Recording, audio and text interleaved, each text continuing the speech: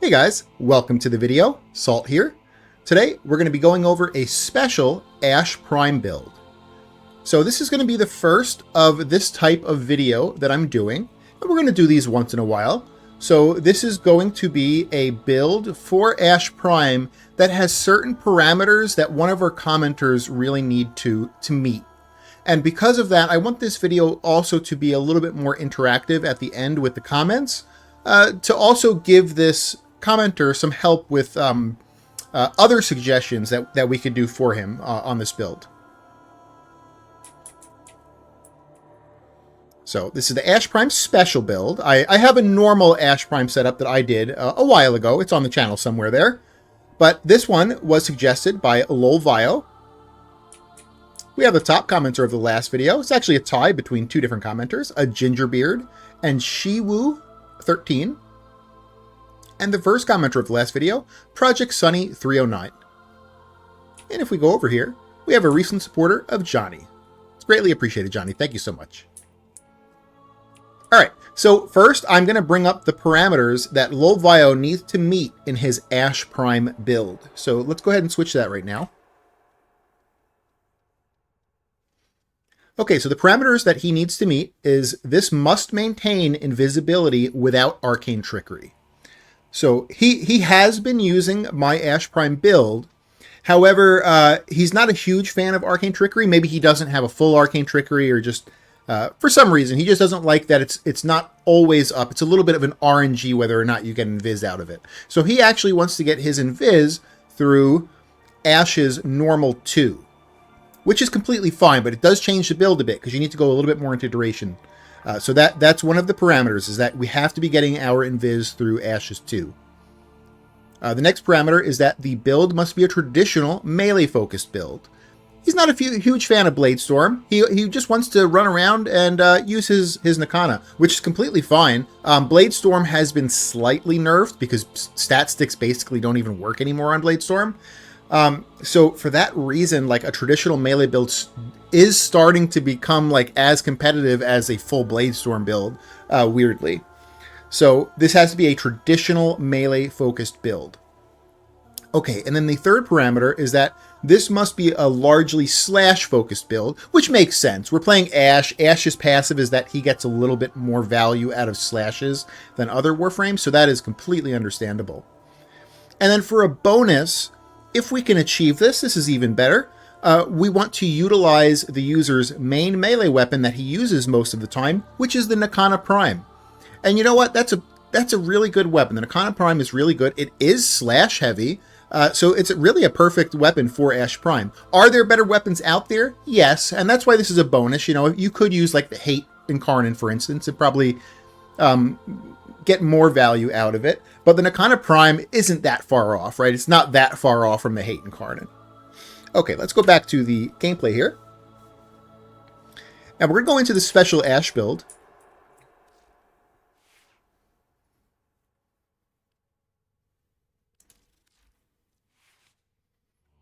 Okay, so this is going to be a little bit different than most of my Warframe builds, because this is just going to be a little bit more targeted, like less general. So I'm not going to go over all of the abilities, just basically what is important. So if we look at Ash's passive, this is very important for slash type weapons and things. So slash status effects inflicted on enemies do 25% more damage and last 50% longer. So Ash gets a lot more value out of slashes than pretty much every other Warframe. Okay, the 2 smoke screen, this is what he wants to get his invis out of, which is completely fine. If we compare this to Loki's invisibility, so, you know, Loki and Ash are very similar. They have an ability that just straight up makes them invisible. The difference is that Loki, basically all he wants is duration, so your entire build can just be duration mods, and you end up with like a 45-second invis on Loki. Ash, because Ash wants other stats, you can't really afford to do that. And so even though they're very similar abilities, Ash typically cannot reach that crazy duration on his invis because he wants to put other stats in his mod slots. So we need to find a way to kind of boost Smokescreen up a little bit to not only be like a 10-second duration. Okay. And then if you notice here in the 4, we're actually going to subsume out Blade Storm, and we're going to put Roar here. There is one other really, really good subsume. Roar and Kalervo's. I can't remember what Kalervo's called. I think it's Wrathful Advance, if I'm not mistaken. But Roar and Wrathful Advance are both amazing, especially for slash-heavy builds. Wrathful Advance gives you a gigantic crit chance, final crit chance value, especially if you're stacking strength, which is going to make your slashes bigger. And Roar is a multiplicative damage increase, which is going to make your slashes bigger, and the multiplicativity double dips on dot procs, or dot damage, I should say. So both are very good. I'm going to lean a little bit more towards Roar, but Wrathful Advance is probably just as good. And it probably in certain situations, Wrathful Advance might even be better in certain situations. So you can either go Roar or Wrathful Advance, whatever you have access to, right? If you've subsumed Kalervo, then pick Wrathful Advance. If you've subsumed Rhino, pick Roar. If you have both of them, you can decide whatever the hell you want there. They're both really, really powerful. Okay, so let's take a look at the build here. And there's going to be differences from our main Ash build that we actually did the full video on. So we're going to start with Umbral Vitality and Umbral Fiber. These are going to be our survivability mods.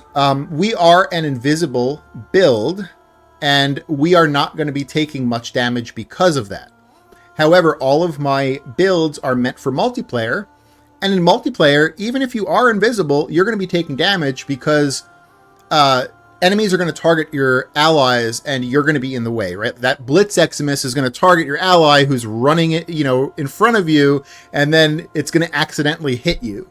And so you need to have some kind of survivability to at least tank a few random hits that come through, especially since we're not a full shield gate build. Every build will shield gate, like even this build that's not focused on shield gating has a 1.5 second shield gate, but it's not great, right? Like you need to have a little bit more than that. So Vitality and Fiber are just for our survivability. They're set mods, so they kind of boost each other up here as well. Okay, now we go with Narrow-Minded, which is ability duration, and a very large amount of ability duration.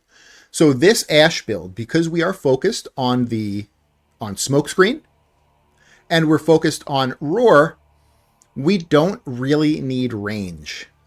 We can completely forget about range. Now, granted, it's a little bit selfish, right? Because you could, with the Augment, you could be giving your teammates effects with Smokescreen, or you could be giving your teammates effects with Roar. So it's a little bit selfish to forget about range and go negative range, but it doesn't affect you at all. So if you want to be selfish, you go negative range. And for that, we go Narrow-Minded, which is a gigantic ability duration increase. So that's going to be helping us with that Smokescreen duration. And then I'm going to skip ahead a little bit here, and we go Primed Continuity, which is another large ability duration increase. So with those two mods, our Smokescreen is a 20-second duration, which is decent. You have to jump, again, on Ash Prime, you have to jump through a lot of hoops to make your duration on Smokescreen, like, really much more than that. Like, you can start going the Archon Shard route as well, because duration is on Archon Shards. We don't. We go with Archon, ability Strength on our Archon Shards, but it is possible to maybe, with Archon Shards, get this to, like, 30-ish seconds. All right. So we went over Narrow-Minded, we went over Continuity. Let's go over Flow here.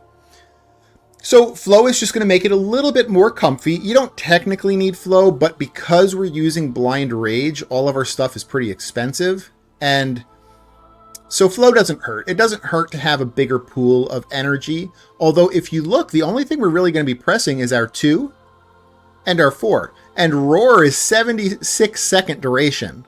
So we're not going to press Roar very often. The only thing we're really going to be pressing like every 20 seconds is Smokescreen, which is only 50 energy. So technically you could live without Flow, but there's always going to be like you getting lucky or you getting unlucky. If you get unlucky for a little bit, for like a minute or so on picking up energy orbs, then you may be hurting, right? You may not be able to go invisible, and because of that, you might go down. So Prime Flow eliminates that RNG. It just gives you a bigger pool to pull your energy from. Okay, and in the 2 slots here, we're going to go with large strength mods because we want to boost that roar up. Roar is going to be increasing those slash procs, so we want to make it as powerful as possible. So we're going to go Blind Rage for ability strength. That's 99% ability strength. And we're actually going to go Precision Intensify for ability strength. And the reason we're able to go Precision Intensify here is because we actually subsumed Roar on the 4th slot. So if you look here, Precision Intensify is 90% ability strength on your 4th slot. So only for this slot right here. Well, for our build, the only thing that really scales on strength is our 4th slot, so that makes sense. On our main build is a triple Umbral build. So our main build goes 3 Umbrals, and Umbral Intensify ends up giving us 77 strength, which is really nice. But obviously, 90 is better than 77. And if you can afford to not go 3 Umbrals, that's even better because you don't have to spend 2 Umbral Formas now, right? Like this whole build might only be 1 Umbral Forma. Okay, and then in the last slot here, or in the last normal slot, I should say, we're going to go with Smoke Shadow, which is the augment for Ash. So this is a smoke screen augment for the 2. Conceals allies within 15 meters for 8 seconds and grants 150% critical chance while invisible. Again, we're going negative range, so we're a little bit selfish here. So it's basically just for you, unless your allies are really up your butt. But yeah, 150% crit chance. That's really nice. Just something extra, right? So that's why we go Smoke Shadow. In the aura slot, we have Steel Charge. This is melee damage. This also is the most expensive aura. And auras don't cost capacity. They actually give you capacity. So because this is the most expensive one, this gives you the most capacity back. So it makes it a little bit easier on the build to fit things without spending crazy amounts of Forma. Coaction Drift is a Exilis that just boosts up the aura. So Coaction Drift is just going to boost up Steel Charge to be a little bit stronger. Okay. Now we have 2 arcane slots here. In the first arcane slot, Mult Augmented is a must. This is a large ability strength increase. And that's why we choose it. And in the second arcane, this is a little bit optional, although I feel like Arcane Blessing probably is the best option here. So you're invisible. Nothing's really going to be attacking you because you're invisible. But again, my builds are meant for multiplayer, and in multiplayer, you're still going to be getting hit by things. So Arcane Blessing gives you a pool of health to tank that random damage that comes through sometimes. So with Arcane Blessing, with our health that we have with the 2 Umbral mods, we should be at about 2,500 health, which is perfect. That is honestly more than enough. I would have been happy at 2,000 health, but 2,500 is even better. So that's why I like Arcane Blessing there. If you're a little bit braver, if you're a little bit more confident, you can choose not to use Arcane Blessing and just roll around with 1,200 health there, and that's okay too. 1,200 health is enough to tank a few, stray damage that comes through. It's just a little bit, you're living more on the edge. You're living more on the edge with 1,200 than with 2,500. So that is the special Ash Prime build. We're basically boosting everything into Roar. And it would be the exact same if you didn't want to go Roar and you wanted to go with Wrathful Advance. It would be the same thing. You'd be boosting everything into Wrathful Advance, right? Because pretty much scales on the same stuff on strength. Okay, let's go over some externals that we can be mixing with this build. And the first, well, actually, let's go over the Archon shards first before we go over the weapons. So I'm going to go 1 yellow Archon shard for effectiveness on energy orbs, just because I like it. You don't technically need this. I mean, with flow, you probably have more than enough energy, but I picked this anyway. Just, it makes it a bit more comfy. And then you have 4 reds. I have chosen to go with 4 reds for ability strength, but you can also choose to boost your duration up more if you want to, because red shards can give you either strength or duration. So you can go two strength, 2 duration. I went with all strength. You can go all duration if you want. So you can kind of mix and match that. Me, I'm happy with my smoke screen being a 20-second duration, but if you wanted it closer to a 30, you might want to go all 4 reds for duration. Okay, in the primary slot, there is one option, and that is it. This is if you're using the Nakana. Remember, our commenter wanted to use the Nakana as his main weapon, that he likes the Nakana. He uses it a lot. He's open to maybe trying different things, but his build that he's playing with right now is the Nakana. And if you are using the Nakana as your weapon, you need to use the Daikyu as your primary. And I'll explain why here. If we go to upgrade, there is an amalgam mod called Amalgam Daikyu Target Acquired. And this gives plus 3% lifesteal on Nakanas. So this only works on Nakanas. So there's a few Nakanas in the game. Of course, Nakana Prime is one of them. So you just get lifesteal on your Nakana in your primary slot, which is really good, because you're a melee build, not really intending to use your primary weapon anyway. So why not just use your primary weapon as a stat stick? And so I have a little stat stick build for the Daikyu here, which is just the Amalgam mod, Amalgam Daikyu Target Acquired, and then you have a little Amalgam Serration, which gives you some sprint speed. Probably not needed, but why the hell not put it on there? You could also consider, so I don't know why I have Deadhead here. You could also consider going Dexterity here to increase your combo duration by another 7.5 seconds.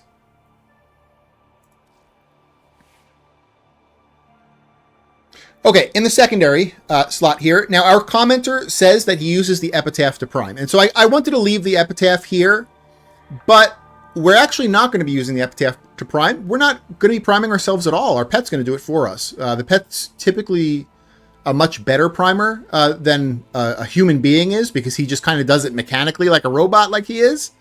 Whereas if you have to prime, you're having to do it like in between whacking things with your melee weapon.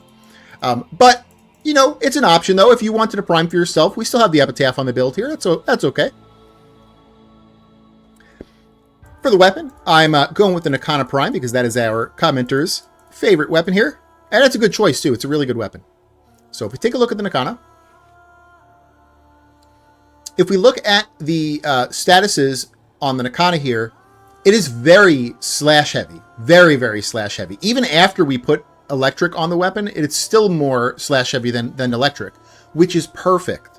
So like, I know people are like, certain stances have 4 slash procs, and that's fine. You could pick a stance that has a 4 slash proc, but you're going to be getting a metric butt ton of natural slash procs because of the status here.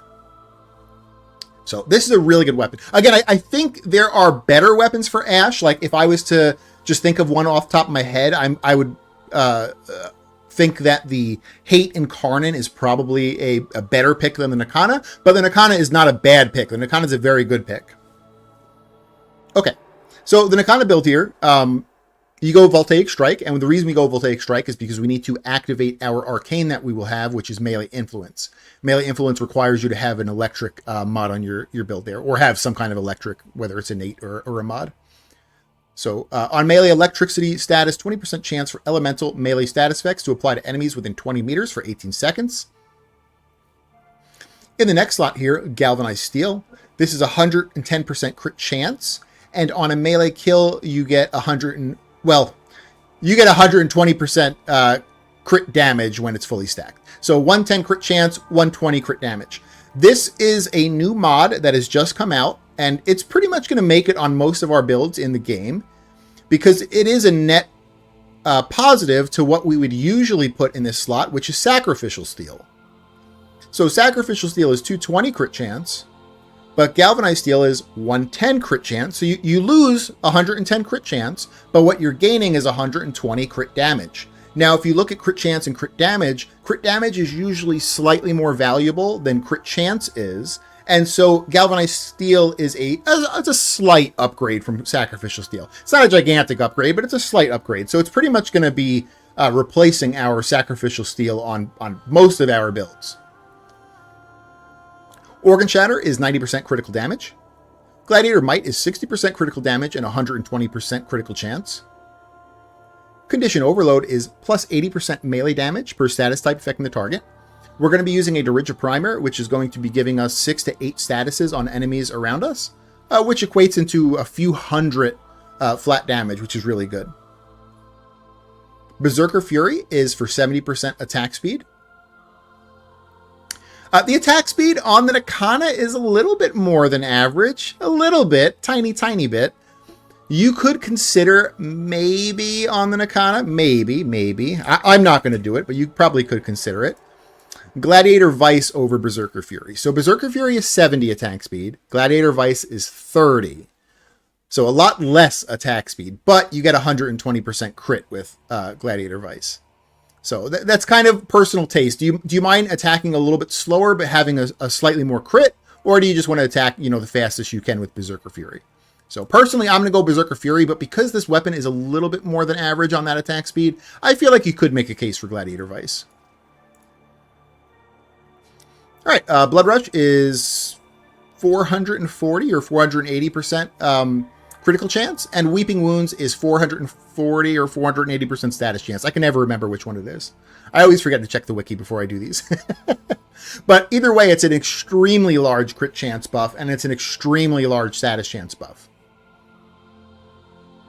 Okay, the other thing I want to consider is another one of the brand new mods called Galvanized Elementalist. So 80% status damage, and on a melee kill, you get, well, this is another one where it just stacks to 120. So this is 120% status chance. So 80% status damage and 120% status chance. So this will not beat Weeping Wounds. Weeping Wounds is either 440 or 480. So this is way, way more status chance. So you're getting way, way more natural slash procs than you would with Galvanized Elementalist. But here's like the caveat to that. The farther you go into Steel Path, the more valuable status damage starts becoming. When you start Steel Path, and even honestly, even if you're in Steel Path for like an hour or two in a disruption or an hour and two into a survival, you don't get much value out of status damage. Like the Elementalist mods, you don't get much value out of. But if you're intending to do level cap or going closer to level cap, like maybe like level 4 to 5,000 and above, you do start getting a lot of value out of those Elementalist mods. And so for that reason, depending on the content you're doing, if I was not doing level cap, I would stick with this build. If I was doing level cap, I would start considering actually putting on Galvanized Elementalist. And I don't know that it would replace Weeping Wounds, because Weeping Wounds is still going to give you a crap load of natural slashes. Maybe it would replace Organ Shatter. That would probably be the spot that it would replace there. Probably. Unless you had an external way to give you attack speed. Then you could replace Berserker Fury as well. So I just wanted to make a case for Galvanized Elementalist, because it's either going to be not much value if you're not doing level cap or near level cap, or it's going to be extreme value if you're doing level cap or near level cap. All right.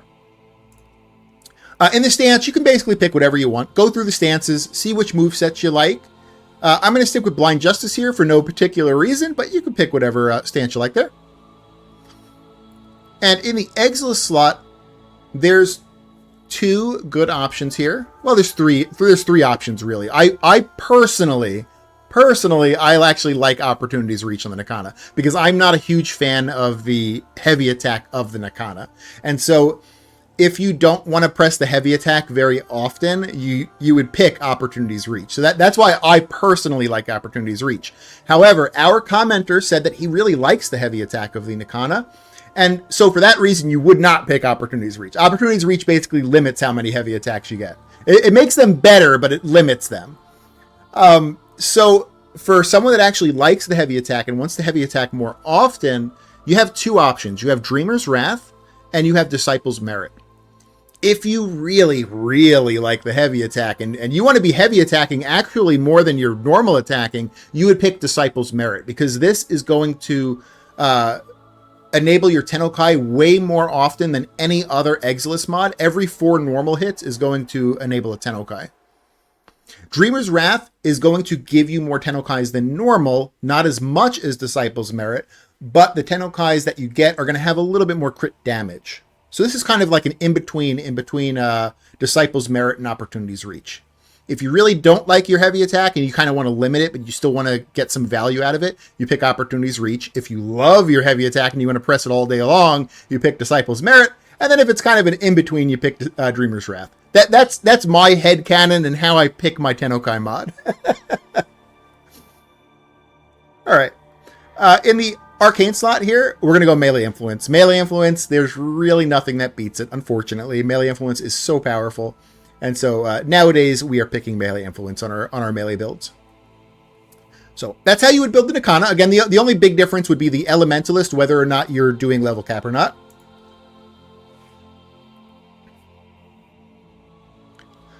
For the Focus School, you're going to pick Naramon. Naramon is an easy pick if you're going to have a melee build. Naramon just makes your combo decay so slowly that you could just leave your computer, like go to the store, pick up some snacks, come back, and you still have combo. So that's what Naramon allows. Of course, if you have other ways to to get your combo or to maintain your combo, you don't have to pick Naramon then. You can pick other things. I really like the super slow decay rate of Naramon.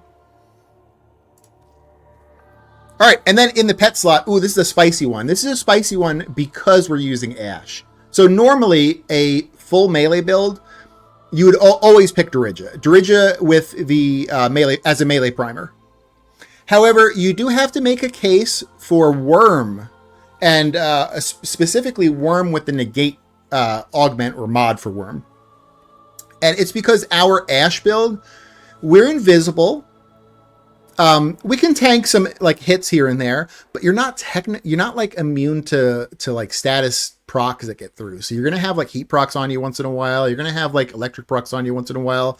You have a decent pool of health to like absorb them. I mean, with Blessing, you're going to have like 2,500 health. So you could live without Worm, but you do have to make the case in the pet slot to maybe use Worm because he will be removing those status procs from you.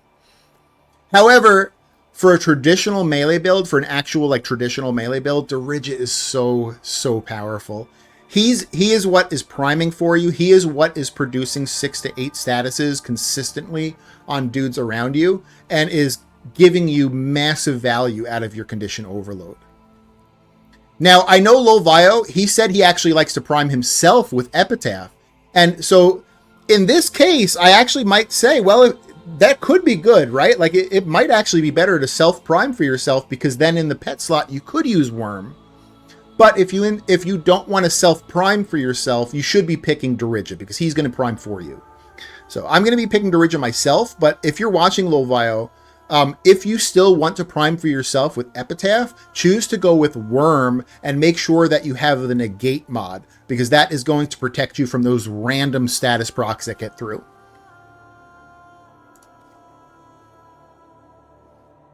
All right, and this is the special build for Ash Prime. I think I hit most of the things that Lolvio was looking for. But again, I want this to be a little bit interactive. I want you guys to help in the comments.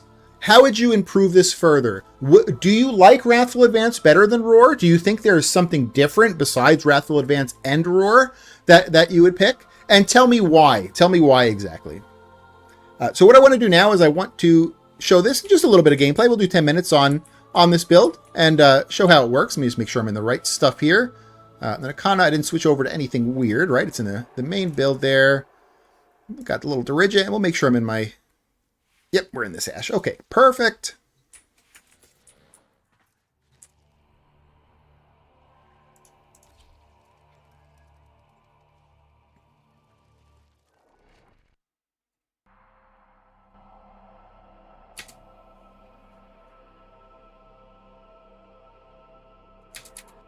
Each enemy is more powerful than before.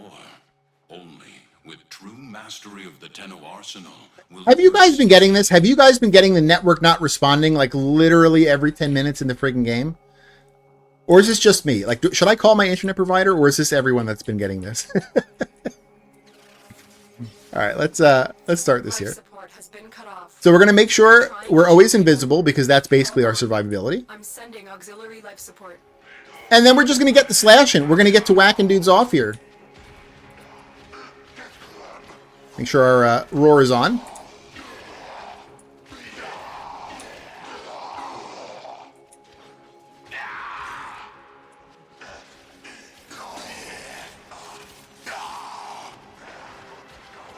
So our smoke screen is a 20-second buff. Again, you could probably extend that to 30 seconds if you're willing to use 4 red Archon shards. Maybe even 3. Maybe even 3 Tau Forge could get you to 30 seconds. I'm pretty sure 4 Tau Forge would definitely get you to 30 seconds. 3, though, might also. I'm not entirely sure on that, though.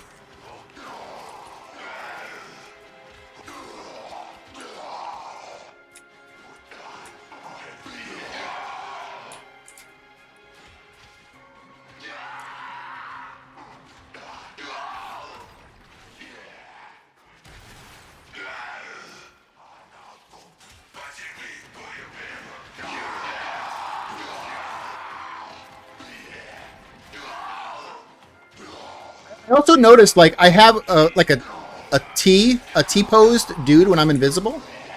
I don't know. I've been having such weird, like, things happening in my game. You see this T-posed dude? What? I don't know why I get that. And it's when the Tennokai comes up. So whenever the Tennokai comes up, I get, like, a T-posed dude.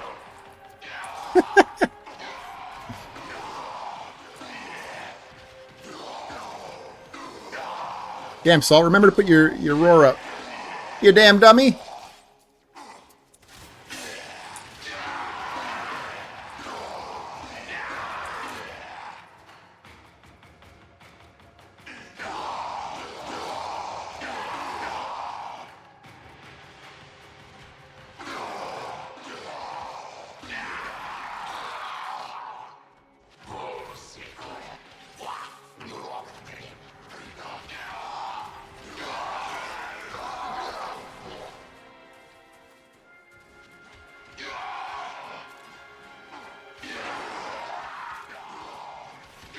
Oh, the other consideration you could do too on the Nakana build would be to add a faction mod, right? Like most of my builds are not faction mod using. I'm not a big fan of faction mods. I don't like to have to switch my build like every single map I go into. But some people like faction mods, and if you like faction mods, you could also do a faction mod on the Nakana Prime build as well. That's completely fine. Just remember with Roar, we're still getting that multiplicative damage, you know, but you would get more multiplicative damage with a faction mod. So, like, it would be worth it if you like faction mods.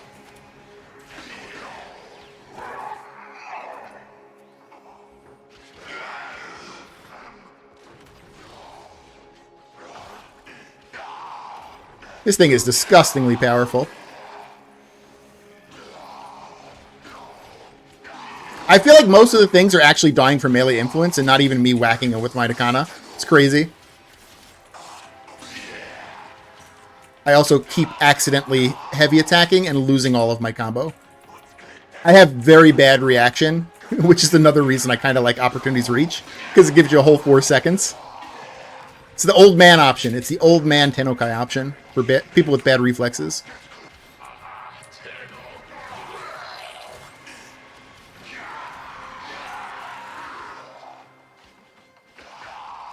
Yeah, Bladestorm, unfortunately, when I did the Big Ash video a couple months ago, or a month ago or ish, I can't remember exactly when I did it. My Ash always used a stat stick. It always used the Inodem as a stat stick because it worked properly. And then when I did that video, I of course do research on everything, even on stuff that I think I know already. I still research because sometimes things change. And that's what happened with the Ash. Like, all of a sudden I had realized when I did that video, the research for it, I was like, oh shit. Nothing on a stat stick works for friggin' Bladestorm anymore. Like, it's like, what the hell? What were they thinking?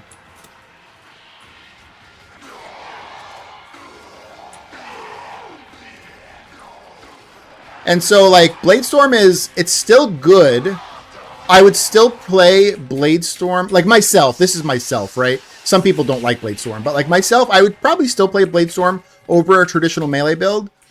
But it's definitely weaker than it used to be. It's not as strong because your stat stick doesn't work anymore. So, like, one of the weaknesses with Bladestorm was that your little shadow clones... I just wasted my heavy again. Damn it, Salt. What are you doing? What are you doing here? One of the weaknesses to Bladestorm is that your shadow clones take forever to get through 60 animations, because you can queue up 60 animations at a time. And you used to be able to speed that up because of the Inodem's attack speed in Karnan, and by putting attack speed on the Inodem. Well, guess what? Stat sticks don't work anymore. So now your little shadow clones are just a lot slower, right? So it is kind of a big debuff to it. The problem with having slow shadow clones is that even though Bladestorm is powerful and it's going to like one-shot everything in the game pretty much, it's slow. And so like you queue up these 60 attacks, and if you're in a multiplayer match, like pretty much every one of your teammates is going to kill those things before your shadow clones get to all 60 of them. So like it's an unfortunate thing where like you're powerful enough to kill everything on the map. It's just going to take a bit and you have like everyone that's beating you to it. You know, friggin' Dominaros is bringing the Stug are gonna beat you to the kill that your shadow clones should have gotten. All right, maybe that's a little bit of an exaggeration, but you guys know what I mean.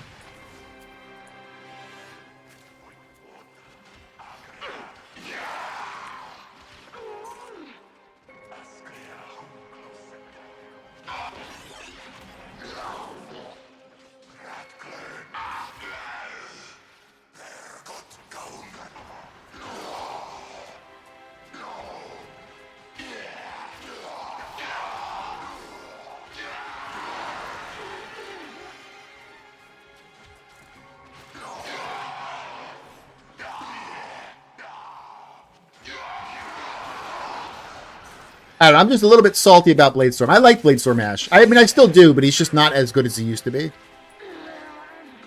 But apparently, I was reading some forums about Ash, and apparently this has happened frequently, where like a lot of updates have all of a sudden made Bladestorm work again, and now it's amazing, and then like an update is hit and it's completely crap, and then another update hits and it's really good, and so like it keeps going back and forth. Like they always forget about Bladestorm.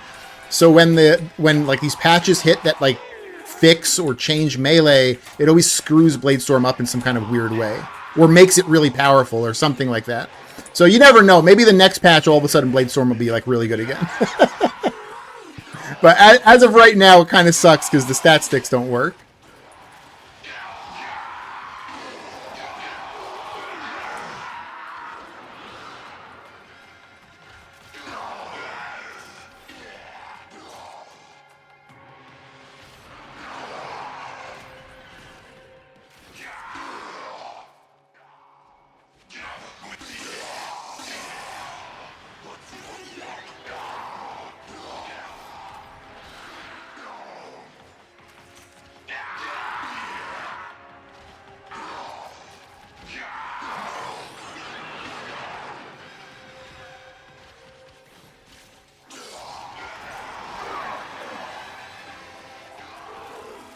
So as you see, though, like, I actually have a really big energy pool, and the only thing I really need to press is friggin'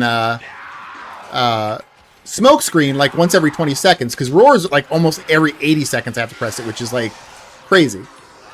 So you could live without Flow. If you didn't want to put Flow on there, you could live without Flow. You may just start off kind of shitty, like, of course, because you don't, like, start the mission with all of your energy, so you might want to, like, throw down an energy pad or something at the start, but you could live without Flow. Up to you, though. Up to you. I'm leaving Flow on because it makes it a little bit more comfy. I never have to worry about energy. Whereas without Flow, you'd have to worry about it if you get unlucky, which, you know, which does happen sometimes.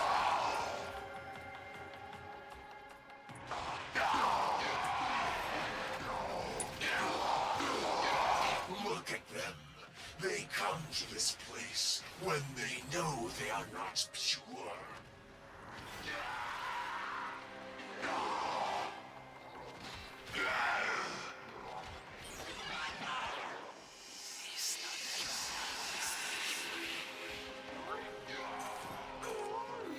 Yeah, Violence here. Violence is going to shut off abilities. That could be dangerous for Ash because he's going to shut your invisibility off. The eye I put a really powerful slash proc on him though, so he's dead. The void. Just had that slash proc kill the acolyte basically for me. Okay, we're at 10. We're at 10 minutes. So yeah, got a little bit over 1,000 kills there. Look what our Tenno operative just found. Let's head to extraction. So yeah, like, I mean, this build is really good. This build is very, very good. Now I am changed. Reborn. I like it. I like it. You know, again, personally, I'm probably going to stick with my Bladestorm, but this is still really a good option for people that don't want to use Bladestorm and want to do a traditional melee build. Clarity and purpose. And you can make this even better with other externals if you're willing to use them. You know, the Lolvio really liked his Nakana Prime, but I'm sure the Hate Incarnate probably would have did slightly better. There's probably some other Incarnate weapons that would have done slightly better, or even non-Incarnate weapons maybe that would have done slightly better. Make sure you let us know in the comments. So that is the special Ash Prime build. If you guys liked the video, consider giving it a like. If you haven't subbed yet, consider subbing, or tell me what I can do to earn your sub. And I hope you guys have an amazing day. All right, bye.